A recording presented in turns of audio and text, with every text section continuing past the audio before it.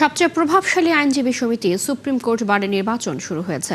বুধবার সহ দুদিন ব্যাপী চলবে ভোট গ্রহণ। সভাপতি, সম্পাদক সহ কার্যনির্বাহী কমিটির 14টি পদে লড়ছেন 40 জন প্রার্থী। আলাদাভাবে প্যানেল দিয়েছে বিএনপি, জামায়াত এবং এনসিপি। তবে নির্বাচনে অংশগ্রহণের সুযোগ পায়নি কার্যক্রম নিষিদ্ধ আওয়ামী লীগ সমর্থিত আইনজীবী প্যানেল। বিস্তারিত জানাচ্ছেন মাইনুল মারুফ। ভোট কেন্দ্রের সামনে সারিবদ্ধভাবে পাশাপাশি দাঁড়িয়ে বিভিন্ন প্যানেলের সমর্থকরা কেউ ভোট চাইছেন, আবার কেউ দিচ্ছেন স্লোগান। বুধবার সকালে শুরু হয় সুপ্রিম কোর্ট আইনজীবী সমিতি নির্বাচনের প্রথম দিনের ভোট গ্রহণ। সকাল 10টা থেকে শুরু হওয়া এই ভোট চলে বিকেল 5টা পর্যন্ত। দুদিন ব্যাপী এই নির্বাচনের দ্বিতীয় দিনের ভোট গ্রহণ হবে বৃহস্পতিবারও।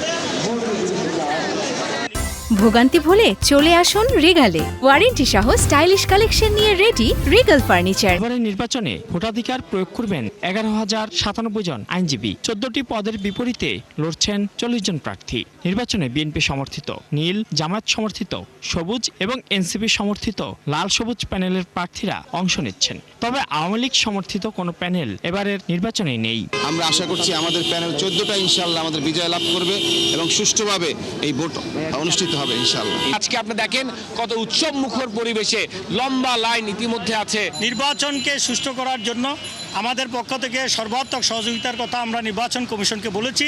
নির্বাচনকে অংশগ্রহণমূলক উল্লেখ করে বিএনপি সমর্থক আইনজীবীরা বলছেন, দীর্ঘদিন পর স্বাধীনভাবে ভোট দেওয়ার সুযোগ এসেছে। তাদের নিজের ভোট নিজে দেওয়ার অভ্যাস শুরু হয়ে গেছে গত 12ই ফেব্রুয়ারি থেকে।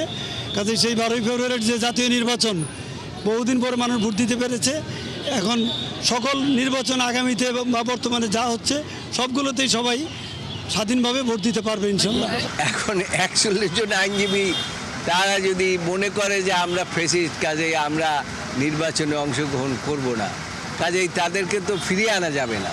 তো কাজেই এইরকম যারা বলেন তারা আসলে নির্বাচনেই বিশ্বাস করে না, তারা বিশ্বাস করে যে জোর করে কিভাবে ক্ষমতায় যাওয়া যায়। তবে নির্বাচন কমিশনের নিরপেক্ষতা নিয়ে প্রশ্ন তুলেছেন জামায়াত ও এনসিপি সমর্থিত আইনজীবীরা। তাদের অভিযোগ, ভারসাম্যপূর্ণ পরিবেশ নিশ্চিত না হলে নির্বাচন নিয়ে প্রশ্ন উঠতে পারে। বিশেষ করে ফেস্টিভ্যালের সময় গত 16 বছর এখানে মারাত্মক বিপর্যয় হয়েছে।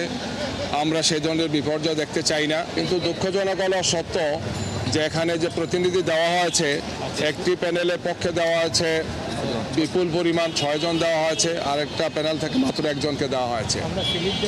তো এই ধরনের বৈষম্যের কারণে আশঙ্কা আছে যে নির্বাচনটিকে সুষ্ঠু, সুন্দর, গ্রহণযোগ্য, নিরপেক্ষ করার জন্যে যে ধরনের উদ্যোগ নেওয়া উচিত ছিল, আমাদের সে মনে হচ্ছে যে সূচনাতেই এই ধরনের একটি ব্যত্যয় হয়েছে। আগামীকাল ভোটগ্রহণ শেষে শুরু হবে গণনা। এরপর জানা যাবে সামনের 1 বছর কারা নেতৃত্ব দেবেন সুপ্রিম কোর্ট আইনজীবী সমিতির। মাইনুল মারুফ, 71, ঢাকা।